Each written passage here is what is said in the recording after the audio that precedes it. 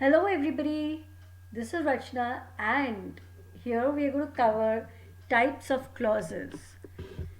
Now as we know that clauses is quite vast, in this particular video we are going to cover subordinate clauses, and in subordinate clauses we are going to cover only noun and adverbial clause. So what is a clause? A clause is a group of words containing a subject and predicate and functioning as a member of complex or compound sentences. Okay, now let's take for example the first example. I graduated last year. This is a one clause sentence. All right. However, when we say when I came here, I saw him. That is when I came here, comma, I saw him. Now this is a two clause sentence. Then the third one is when I came here, comma, I saw him, comma, and he greeted me. Now this is a three clause sentence. Now please understand, now when you go through these three sentences, you will notice that the first one does not have any comma. It just ends with a full stop. However, the second and the third example, they both have commas in between. And in this particular thing, you can well notice that the second one has one comma, the third one has two commas, which means that they are differentiating between the two clauses, and also they act as a means of joining two clauses, right? Now before we get into further detail, I like to let you know the difference between a clause and a phrase, in just a sentence. It's important to understand what is the difference between a clause and a phrase, so that you don't really get confused between the two. Now a clause, as I said, is a group of words containing a subject and a predicate and functioning as a member of a complex or a compound sentence. So in short, we can say that it is a group of words, of related words, which has a subject, that is a noun, and has a verb.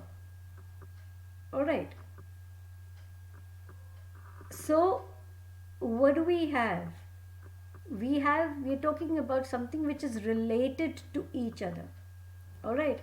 However, when we talk of a phrase is different in the sense that uh, you know it does not include a subject and a verb relation.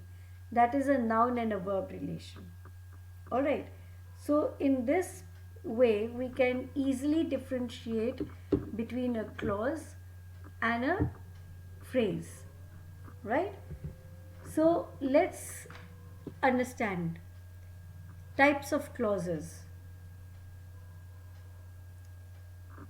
We have two types of clauses. One is a main clause and one is a subordinate clause. Now a main clause is a group of words that contains a subject and a verb, right? Subject would be a noun, right, and a verb, which makes complete sense on its own. All right. A main clause can form a complete sentence on its own. For example, if we say we can all go to the movies, right? So when we say we can all go to the movies, it is making complete sense, and it is not joined by any other clause, right? It is a complete sentence on its own.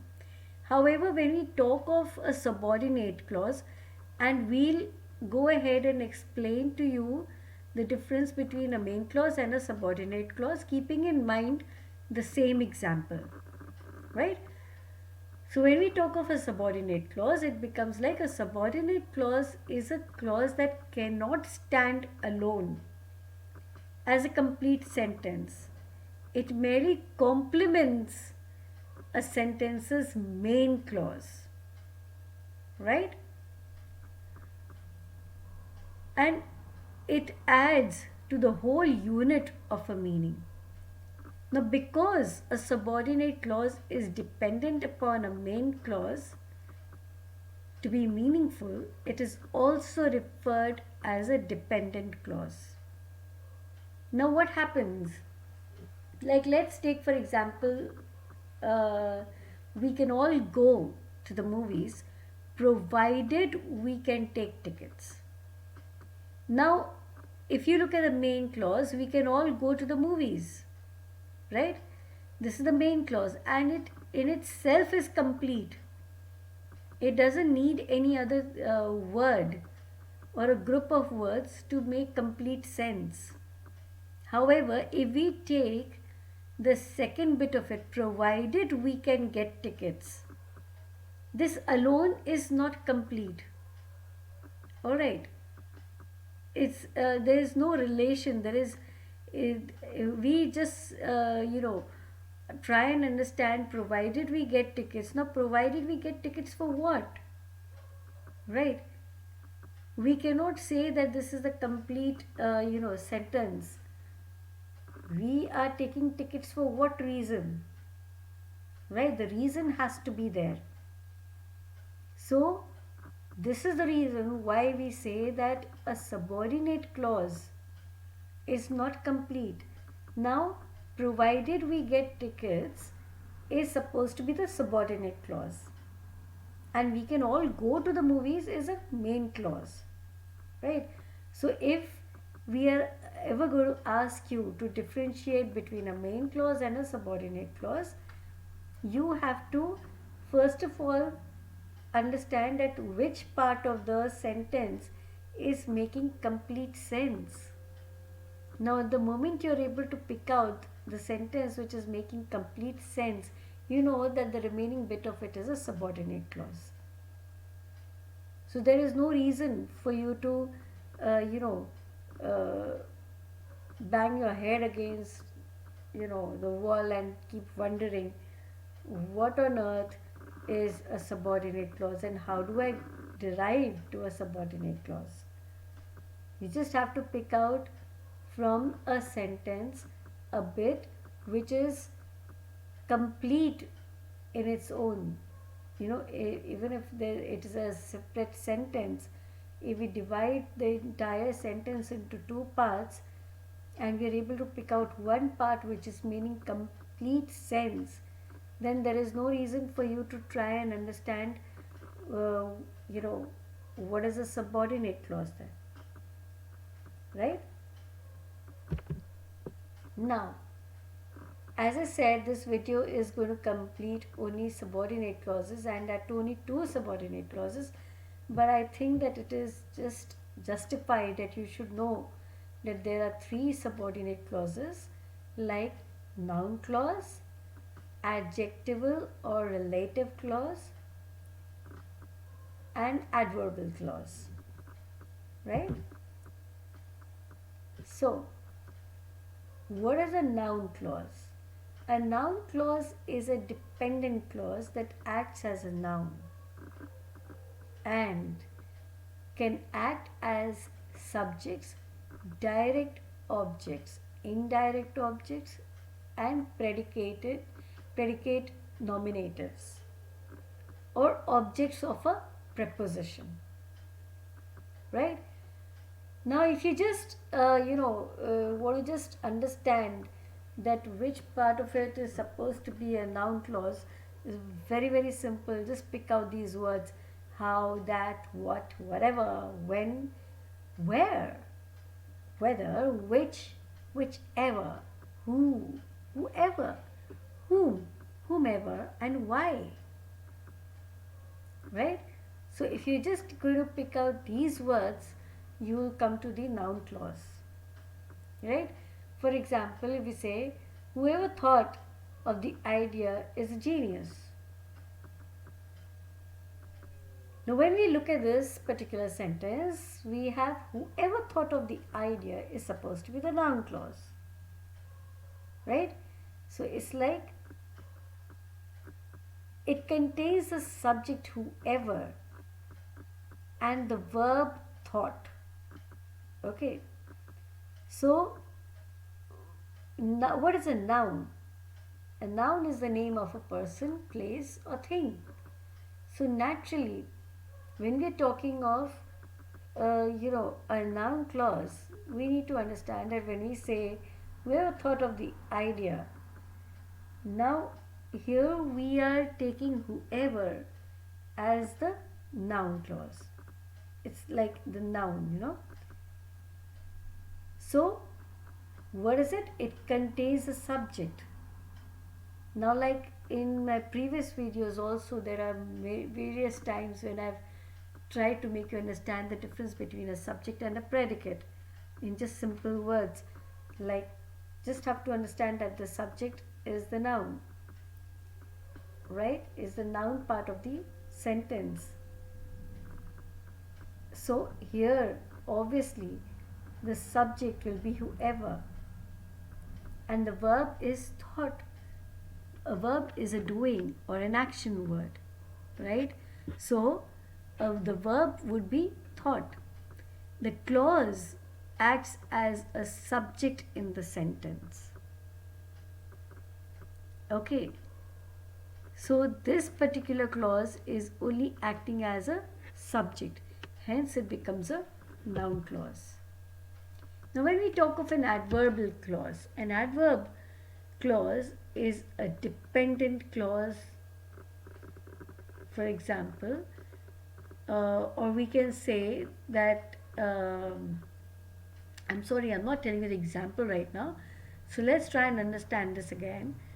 An adverb clause is a dependent clause that modifies an adjective, an adverb, or a verb of verb phrase. Okay, or a verb phrase. So what do we have to understand? Like, what does a verb do? It is doing the same thing. Okay, so an adverb clause begins with words such as after, although, because, therefore, if, since, then, until, when, and while. Alright? So, if you're able to just pick out these words, you'll get to know that this is an adverbial clause. Alright? So, when we say we went to the zoo, when we saw a lion and a bear. Now, when we went to the zoo is an adverb clause. It contains the subject we and the verb went. Okay, now did you realize this? See, we went to the zoo. So what is it telling? It's telling about we saw a lion and a bear, right? So you're saying we saw a lion and a bear. That is making complete sense on its own. However, if we add we went to the zoo, it becomes an adverbial clause. Alright? So, when we went to the zoo is an adverb clause. Right? This clause it modifies the verb saw. Right? So, types of adverbial clause. Adverbial clause of time. An adverbial clause of time shows when something happens. Obviously, now when we talk of when something happens, it's definitely going to be introduced by words like before, after, as, when, while, until, as soon as, since, no sooner than, as long as, etc. Right? So if you have these kind of words, you should be able to understand that this is an adverbial clause. Like, I always take a bath before I go to bed, right? So, excuse me, now naturally, what happens? I always take a bath before I go to bed, right? So, we have before over here, which makes it an adverbial clause of time. So, in the same way, if we talk of adverbial clause of reason, naturally, what is it going to indicate? It's going to indicate that it is directly connected to the main clause of the sentence, right? It explains and gives reason for the main idea, and that is why it usually starts with subordinate, subordinators such as because, since, as, in case, for seeing that, seeing what, seeing that, as long as, with, what, in that, and while, right? Like, I lent him the book because he needed it. Now, why did you lend him the book? Naturally, because he needed it. So, here, the reason, if it is telling you a reason, it naturally is an adverbial clause. Now, if we talk of adverbial clause of purpose, alright, whatever we do in our lives always has a purpose behind it. So naturally, this particular clause is also going to tell us a purpose for, or it may indicate the purpose which the verb may address. That is, the verb may ask. When we talk of address, we mean to say it tells or it is asking. So it is introduced by conjunctions like that, so that, in order, that, and lest. So, what do we have? He works hard so that he will become a millionaire. So you see, we have that over here, which is indicating that this is a clause of purpose, right? And now, why is he working so hard? Just because he wants to become a millionaire, right? So, the adverbial clause of contrast and concession. So, please, children, understand that when it is showing you a certain contrast, right? When it is showing a certain contrast, it becomes a clause of contrast and concession. Naturally, because it is showing contrast with the other, is definitely, and it is making something look as if it's surprising. So naturally, it becomes a contrast. It is introduced by conjunctions like although, though, even though, despite, in spite of, whereas, while, even if, and however.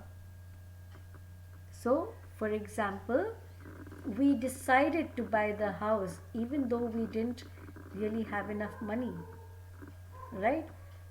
So, what do we have? We have a contrast. We purchased a house. Now, any house you purchase in today's era is, you know, uh, very high priced.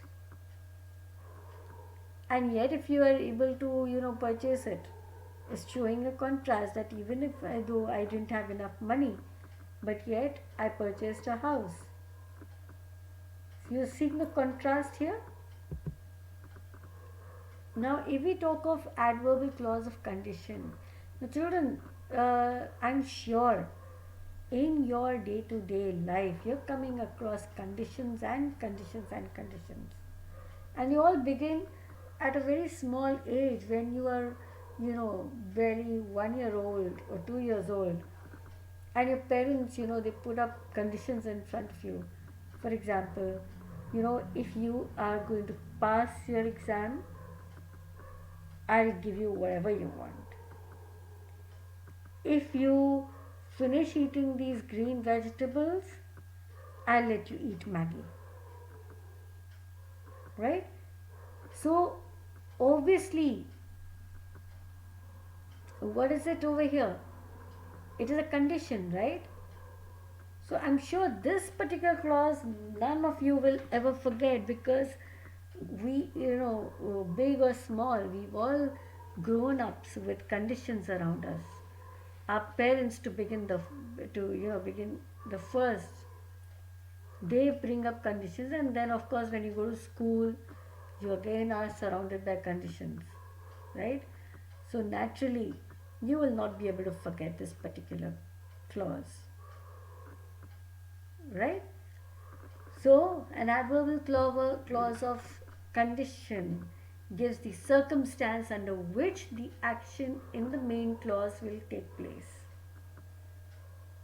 right? It is introduced with words like if, whether, provided, that, so long as, and unless, right? So your parents, if they say something to you like, unless you do not finish your homework, you will not go to sleep, or unless you do not finish your homework, you will not go outside and play. What do we have? We have a adverbial clause of condition. Like the example which I've given here, if we do not finish eating our vegetables, we won't be allowed to eat ice cream. Naturally, you will not be allowed to eat ice cream because you definitely need to finish your vegetables. Right? So I hope I have been able to, get these clauses across to you nicely. Please do go ahead, read whatever is there in your book first, and then carry on by understanding it further along with the reading and viewing of this video, right? So like I said in the beginning, there is a lot more to clauses, and as I come to the end of this video, I just want you to know that there will be further more videos where you will be able to understand clauses bit by bit, right? Until then, stay safe and have a wonderful day. Thank you so very much. Bye bye.